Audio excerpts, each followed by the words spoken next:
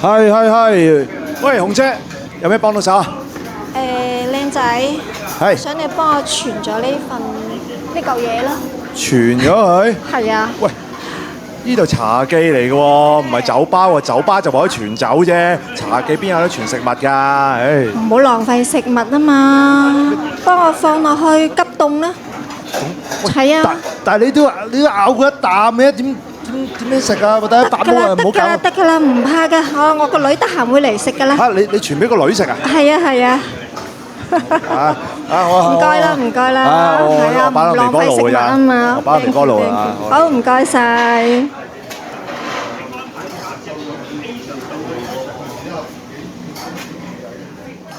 大家好，我係金廿二嘅楊小紅。首先多謝大家今晚嚟臨參加我哋嘅演講，多謝大家，多謝嚟支持我嘅朋友。我叫楊小紅，今年呢57歲。我做中醫養生體態矯形有30年啦。我做嘅客人多數都係受痛症折磨，醫咗好耐都搞唔掂嘅。咁最記得印象最深刻嘅一位係101歲嘅伯伯。佢唔行得唔喐得，佢個屋企人都要一齊咁樣去服侍佢，個個都好痛苦。咁機緣巧合揾到我，做咗4次就可以行得走得，非常之開心，一家人都可以得到解脫。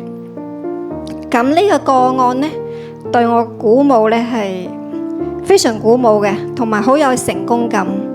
因為咁大年紀101歲，仲要係坐骨神經痛，呢啲係好難搞嘅問題，我都可以徒手可以解決咗。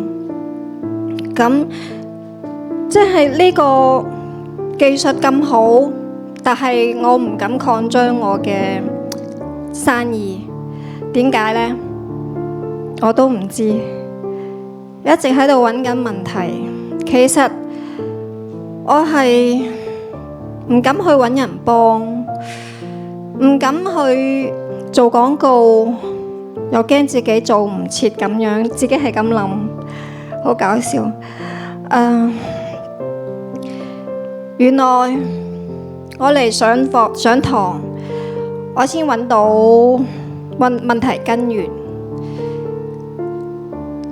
我嘅身心靈導師幫我揾到我問題根源，就係我細個嘅時候個經歷。喺我7歲嘅時候，我好夜放學都未返屋企，阿媽抱住細佬，揸住條棍嚟揾我。啲人話：喂，你阿媽嚟揾你啦！咁我話：阿媽抱住細佬唔夠我快，我快啲跑返屋企。我返到屋企做好晒啲嘢，阿媽就唔會打我噶啦，鬧我噶啦。原來唔係噶，因為小朋友諗嘅嘢係好單純、好直接，但係大人諗嘅嘢呢係完全唔一樣噶。佢哋係有權威性咁樣去決定一切。喺我返到屋企準備沖涼，阿媽較啱時間，即係喺我剝晒衫褲、剝晒鞋嘅時候，bang一聲推開個門，揸住條藤條衝入嚟。我係驚到震啊，咩都唔識講，驚到佢係咁攞條棍，係咁抽，係咁抽，係咁抽，我對腳起晒藤條。我當時嗰一刻個心喺度諗緊咩呢？恐懼。原來係好恐怖㗎，因為阿媽喺我心目中係好愛錫仔女嘅，但係點解呢一刻會發生咁樣嘅，會咁樣做嘅呢？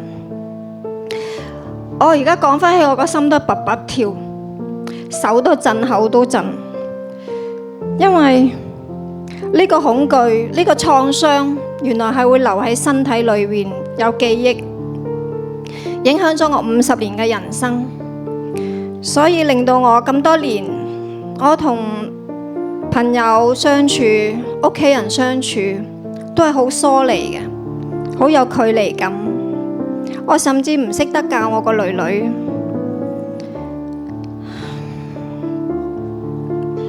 但係我上咗呢個課程之後，我知道原來父母嗰個年代，90年前出世嘅人，佢哋嘅物資，所有一切都係好短缺嘅，冇可能識得話咩教育、咩親子關係、咩情緒價值。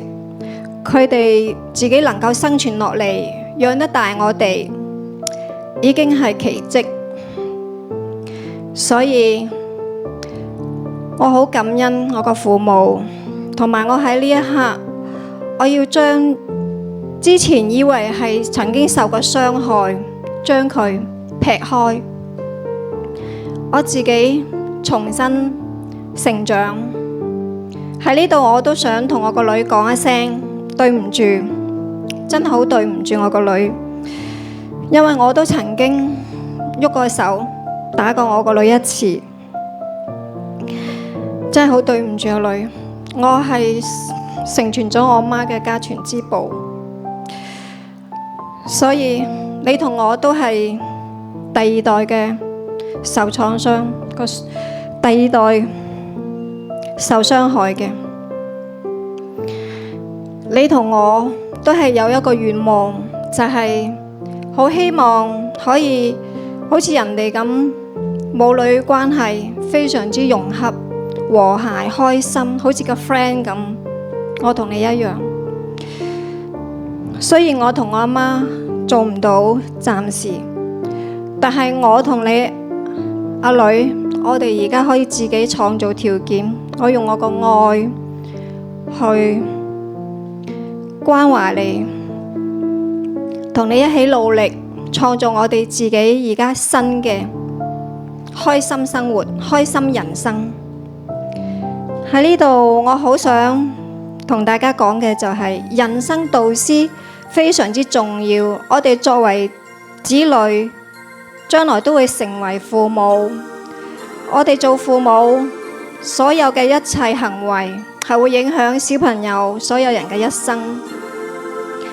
所以我自己都好努力揾出路，去揾辦法去成長。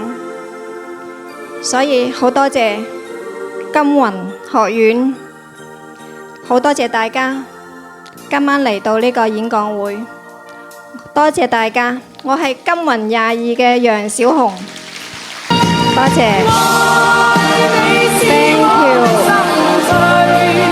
多謝晒。